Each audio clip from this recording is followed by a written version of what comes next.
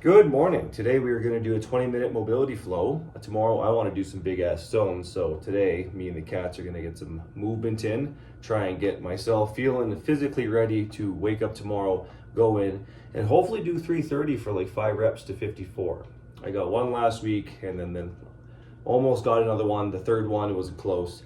So I get 5 just up and get close to that height, I'll be very happy. If I load all 5, that'll be like a lifetime PR. So today's gonna be a good mobility flow for that. So I like to kind of sit it back on my ankles like this to start. I found when I shattered my foot, ooh, this was tight to get to. I actually couldn't even do it without like excruciating pain. It's still tight, but it's a lot better. So I'll kind of rock forward and out of that. It's just like as I kind of need to. Maybe sit my hips back and forth like this. But don't be afraid to come out. Oh, take yourself a break. Maybe even just pick your toes in like this. Oh, get some toe extension the other way. Nice.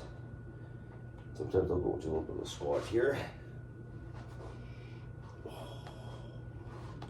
Down. Oh, Stitch, you're gonna get crushed. Yeah, you move over here, honey. You move over here. Sitting back on those ankles. You play at different hip positions so you can open up your hips. That's spicy. Big thing for my foot was this turning in motion like this. So if I'm sitting, I can get this, kind of open up my hips so I can really open up and stretch out the side here. So getting that ankle. Let's just go back into, oh yeah, nice deep squat. Yeah, hello.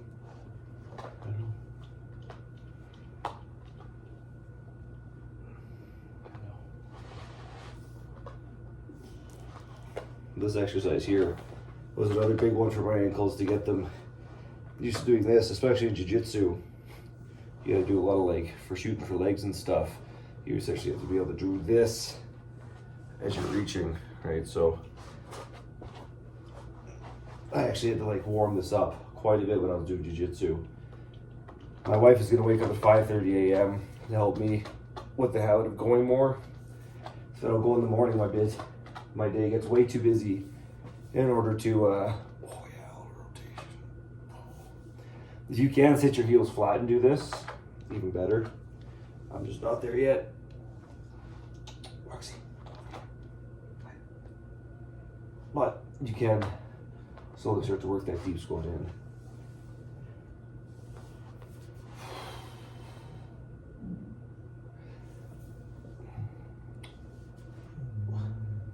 Come here, lady. Come here. Come on. Over here. Yeah, slowly just work your way out until you can get close to flat foot. Even rocking back and forth. If you really need, Stitch. These pink dumbbells can actually act as heel raises. Oh, if you need the extra heel support, so you can kind of sit down, sit upright. Oh yeah. I'll give you a side view of that. Which you're gonna get your feet crushed.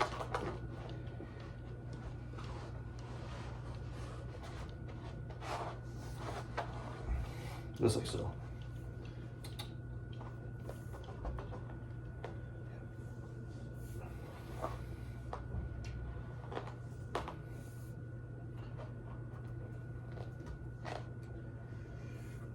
Another big thing is to puff your chest up. If you want to actually get more of a stretch through your hips.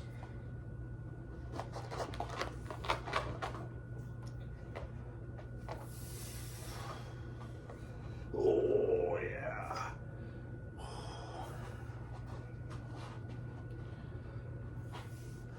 Oh, go to a nice half kneeling stretch. Trying to drive this hip into the floor. Oh yeah. See, I'm trying to push, trying to help myself twist. I can also push myself away with this bottom arm here, push and twist. Now, a good progression for this one is if you take your knee off the ground, you gotta go like this. Now, if you walk that knee, more of a stretch of the hip, reach under. Oh, yeah. Things start opening up. This is the classic world's greatest stretch.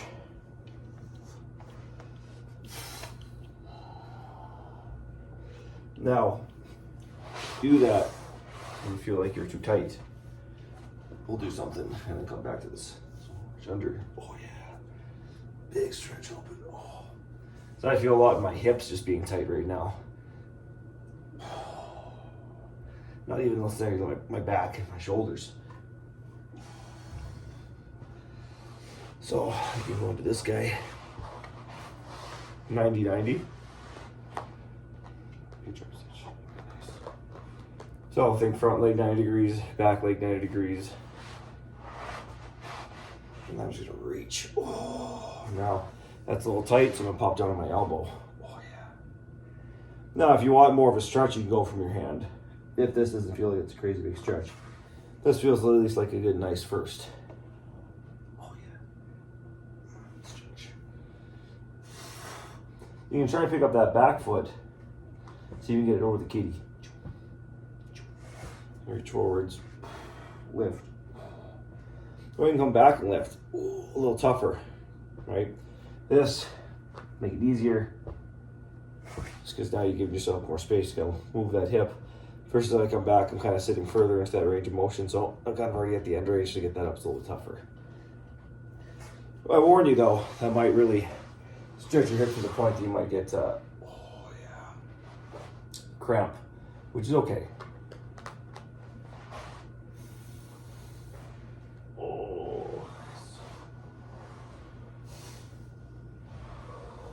Oh, when I stretch, I always take a nice big deep breath.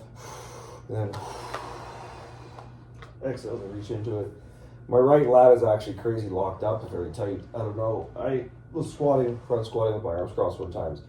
And something really popped and snapped in my back. I don't know what it was. I didn't get it checked out because you boy don't play like that.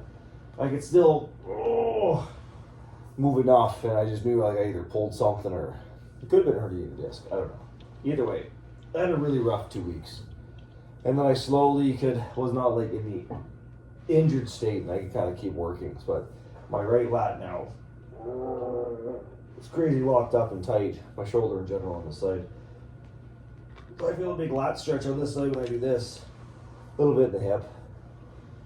But I think we're gonna have to.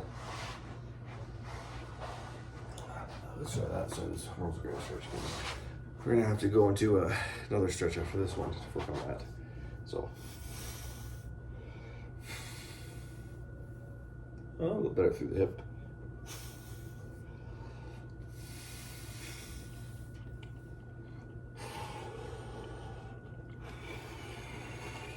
Sometimes you can take extra few breaths. If I want to make it tougher, I could try and pull my knee in. Try and keep it in as I go. That'll kind of isometrically work on range of motion here. I'm trying to dynamically twist my upper back, mid back. Oh, yeah. But if you want to try and open this up just because it feels better, maybe take a step out, go for it. Try it off the ground now. Oh yeah, that's way better. Let's try it off the side. No, it's a tight one. Oh yeah. Oh yeah, now that's shifted. Yeah, so now I feel this more in my QL region.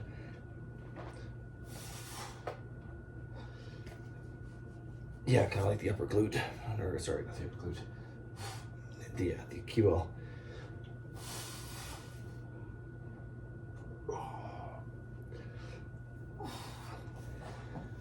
If one side is ever feeling tighter, just do a few more reps. You don't have to always do the exact same amount if you're just trying to get moving and do flow.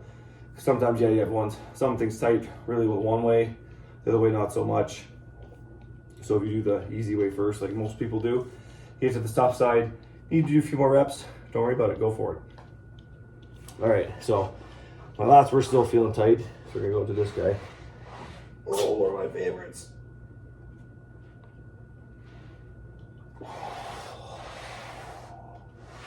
Now, no big dumbbells. Can you use to get a little bit more range of motion? Oh yeah.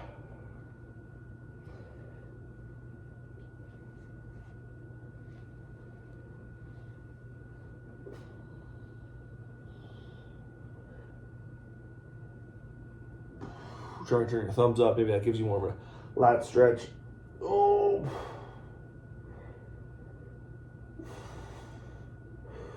Do some big breaths. That was maybe walk one way. Oh yeah. So this right lat's the one that's really tight.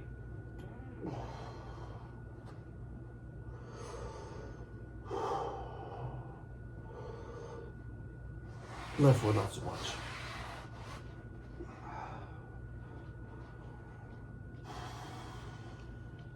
Doesn't mean it's still not tight. Just not as tight. Nice. You go wider with the hips. Oh yeah.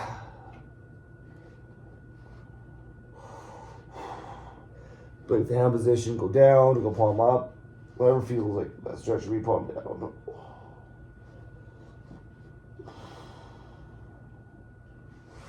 A lot of shit that goes and runs and connects and moves through this area. So it could be a lot of different things that are tight. I think it's my teres major. You like to stand right in front of me. Now this one. Oh yeah. I like this one too. This kind of stretches my neck. Like my upper trap. If I'm feeling really frisky or more for jiu-jitsu, give yourself a little bit of a roll. I'm doing that, not bringing up both feet. I'm just, this side's coming under, the opposite leg. I'm just going to push up. I'm going to come up in the air. So I'm still on like the same side I'm going to. That knee stays down.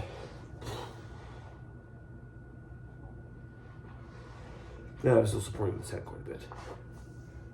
Oh yeah. Well, sometimes before I go into a big static stretch, I like to do a bunch of those dynamics. Or, no, sorry, not a static stretch.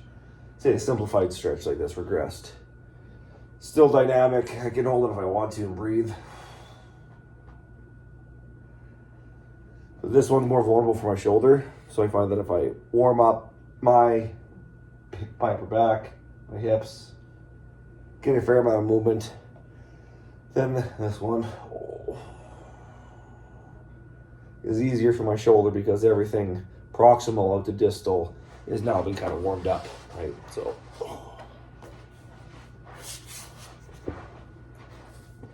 this is my trouble side. Oh yeah. Huh. Not bad, yeah. So I can open up more through here. I shoulder a lot. So sometimes when I get tight and locked a certain way with those heavy bags, rocks I shoulder. My hand flexor too is generally just pretty fucking tight. But yeah, that obliques. Oh yeah.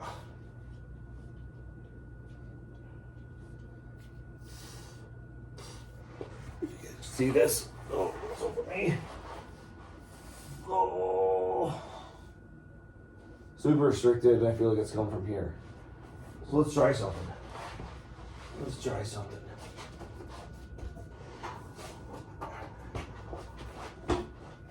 Let's try this guy.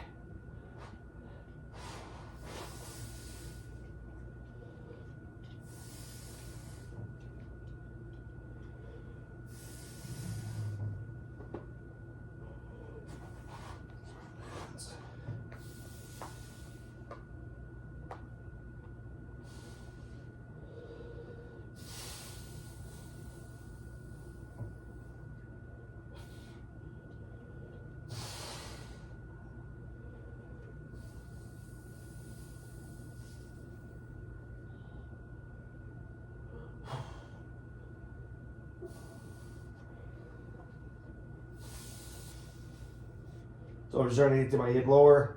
It's kind of directly lower my hip flexor, trying to keep my knee tucked, my ribs tucked, so that way as I go down, on my low back extending, it's my hip extending.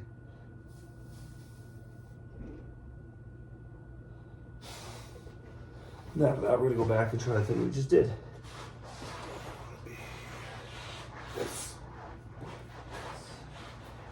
Here.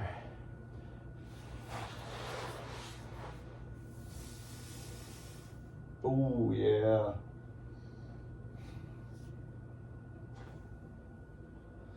Nice.